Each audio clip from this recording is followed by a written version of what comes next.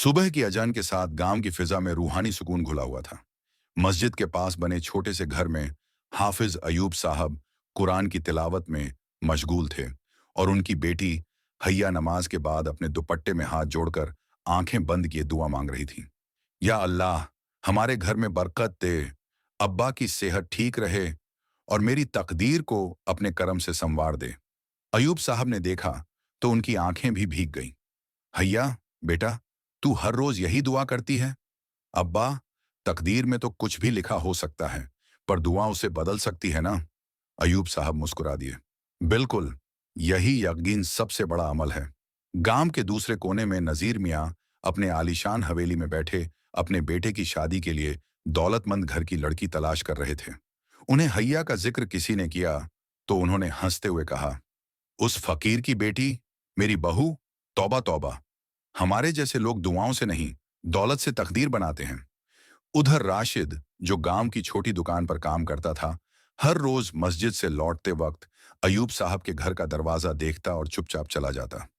हैया की इज्जत और उस परिवार की पाकीज़गी से वो दिल ही दिल में जुड़ चुका था, पर उसे पता था वो गरीब है और हैया एक इमाम की बेटी। एक दिन अयूब साहब बीमार पड़ गए। दवा के पैसे नहीं थे। नजीर मियाँ से मदद मांगी तो उन्होंने ताना मारते हुए कहा, तुम्हारी दुआओं ने क्या दौलत बरसाई? देखो, मैं कैसे चमक रहा हूं और तुम। रात को हैया ने अपने अब्बा के पास बैठकर कुरान की तिलावत की और फिर सजदे में सिर रख दिया। या रब, तू ही रहमत वाला है, तू ही मेरी तकदीर बदल सकता है। तभी कुछ ऐसा हुआ जिसने कहानी की दिशा बदल दी।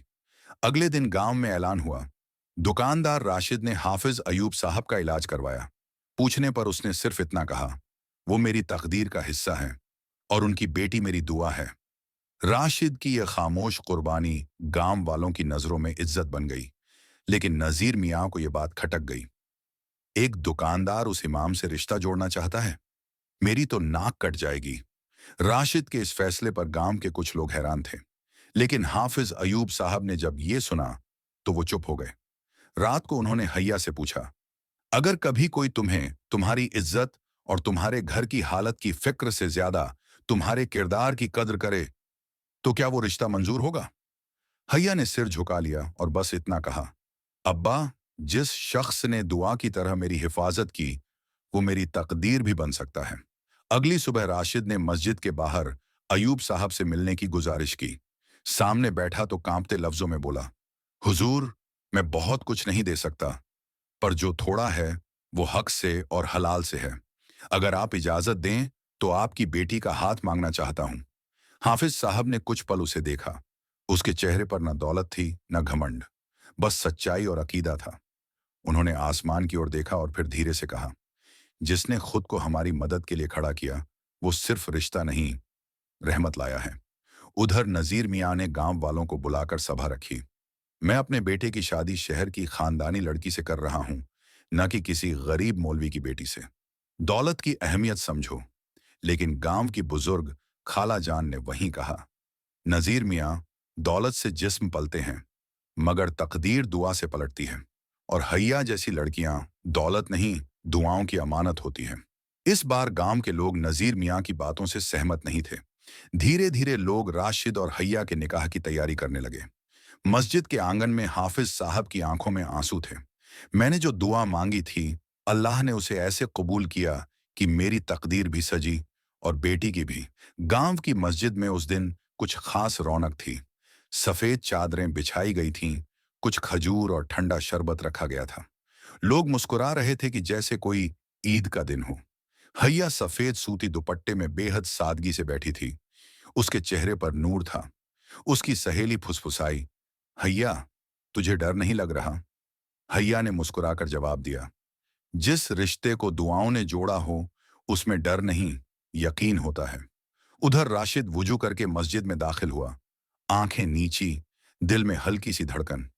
वो जानता था कि वो सिर्फ निकाह नहीं कर रहा, बल्कि एक जिम्मेदारी ले रहा है। एक इमाम की बेटी की, एक बाप की दुआओं की।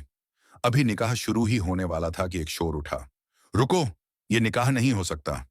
सभी की नजर दरवाजे पर गई। वहां नजीर मियाँ खड़े थे। साथ में एक आदमी था जो दस्तावेज लिए हुए था। राशिद पर कर्ज है। इसने कभी अपनी मां के इलाज के लिए उधार लिया था, अब तक चुकाया नहीं। ये झूठा है, धोखेबाज है। गांव वालों में कानाफूसी होने लगी। अयूब साहब ने गहरी नजर से राशिद की ओर देखा। राशिद कुछ नहीं बोला, बस उठकर सामने गया और बोला, हाँ, मैंने उधार लिया था। मां मर रही थी और मेरे पास कुछ नहीं था। मैं हर महीने थोड़ा थोड़ा चुका रहा हूं। मैं गुनहगार हूं, लेकिन दगाबाज नहीं। मैंने कभी किसी का हक नहीं मारा, ना अपनी औकात से बड़ा दिखावा किया। फिर वो नजीर मियाँ की ओर देखता है। आपको लगता है दौलत से सब खरीदा जा सकता है, लेकिन दुआ से जो रिश्ता बना है, उसे कोई दस्तावेज नहीं तोड़ सकता। मस्जिद में सन्नाटा था। फिर अयूब साहब उठे और सबके सामने बोले, अगर यह लड़का मां के लिए कर्ज ले सकता है, तो बीवी के लिए क्या क्या नहीं करेगा। मैं अल्लाह की राह में उस इंसान को चुनता हूं जो झुककर, सच बोलकर और सब्र से जीता है। निकाह पढ़ाया गया। कबूल है, कबूल है, कबूल है। हैया की आंखों से आंसू बह रहे थे, लेकिन वो खुशी के आंसू थे। निकाह को 3 महीने हो चुके थे। राशिद और हैया एक किराए के छोटे से मकान में रहते थे। मिट्टी की दीवारें, टीन की छत और दरवाजे पर लटकता हुआ पुराना पर्दा। लेकिन उस घर में एक चीज बहुत बड़ी थी, रिस्क में भरोसा और रूह में सुकून। राशिद सुबह दुकान पर जाता, शाम को लौटते वक्त हैया के लिए कभी गुलाब का फूल लाता, कभी उसकी पसंद की एक छोटी सी मीठी चीज। हैया हर रोज राशिद की चप्पलों को सीधा रखती, पानी ठंडा करके रखती और रात को उसके थके हाथों पर तेल मलती। वो दोनों अमीर नहीं थे, लेकिन एक दूसरे के लिए नसीब बन चुके थे।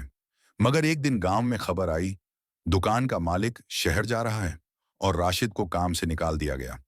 राशिद खामोशी से घर लौटा। हैया दरवाजे पर ही समझ गई थी कुछ गड़बड़ है। राशिद, सब खैरियत? काम नहीं रहा हैया, अब कुछ और करना होगा। उस रात राशिद ने खाना नहीं खाया। बहुत देर तक कुरान का एक पन्ना खोले बैठा रहा। हैया उसके पास आकर बोली, तू फिक्र मत कर, जब अब्बा बीमार थे मैंने दुआ मांगी थी, अल्लाह ने तुझसे मिला दिया।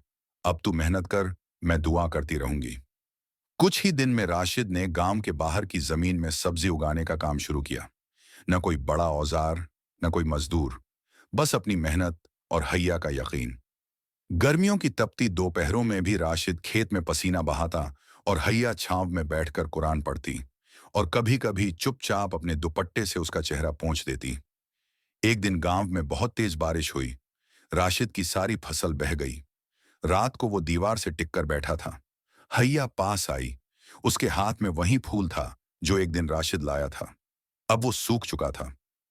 तूने तब कहा था, ये सिर्फ फूल नहीं, मेरी मेहनत का हिस्सा है। तो आज भी याद रख, एक मेहनत गई है, नसीब नहीं। और जब तक मैं तेरे साथ हूं, तू अकेला नहीं। राशिद की आंखें भर आईं। मैं हार नहीं मानूंगा और मैं दुआ नहीं छोड़ूंगी। बारिश के बाद खेत उजड़ गए थे, लेकिन राशिद और हैया का हौसला नहीं। वो हर सुबह नए इरादे से उठते। राशिद अब गांव के बच्चों को पढ़ाने लगा, वही बच्चे जिनके माँ बाप खेतों में काम करते थे। एक पुरानी मस्जिद के बरामदे में उसने छोटी सी तालीम की शुरुआत की। तख्ती, चौक और कागज के कुछ टुकड़े। हैया ने घर में कढ़ाई बुनाई का काम शुरू किया। वो छोटी छोटी चीजें बनाकर गांव की औरतों को देती, कोई दस्तरख्वान, कोई रुमाल। कुछ ही महीने में गांव में एक अजीब सी इज्जत बनने लगी। ये वो जोड़ा है जो दौलत से नहीं, सब्र और दुआ से जी रहा है। फिर एक दिन गांव में एक अजनबी आया।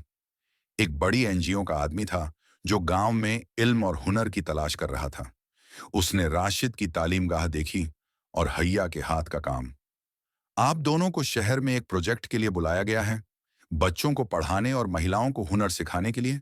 रहने का इंतजाम, महीने की तनख्वाह, सब कुछ। राशिद और हैया चुप थे, क्योंकि यह सब अचानक हो गया था, जैसे कोई बंद दरवाजा खुद ब खुद खुल गया हो।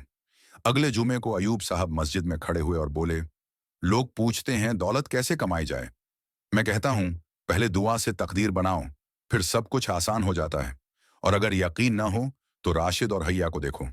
आज गांव के बच्चे स्कूल जा रहे थे, उस स्कूल में जो राशिद ने खेत उजड़ने के बाद बनाया था। और हैया, वो अब गांव की औरतों को कहती थी, दुआ वो दरवाजा है जो बंद भी हो तो अल्लाह खोल देता है, बशर्ते सब्र की कुंजी तुम्हारे पास हो। मस्जिद के बाहर बैठा बूढ़ा नजीर मियाँ ये सब देख रहा था। उसकी आंखें भीगी हुई थीं। वो सोच रहा था, काश मैं भी दौलत के पीछे नहीं, दुआओं के करीब गया होता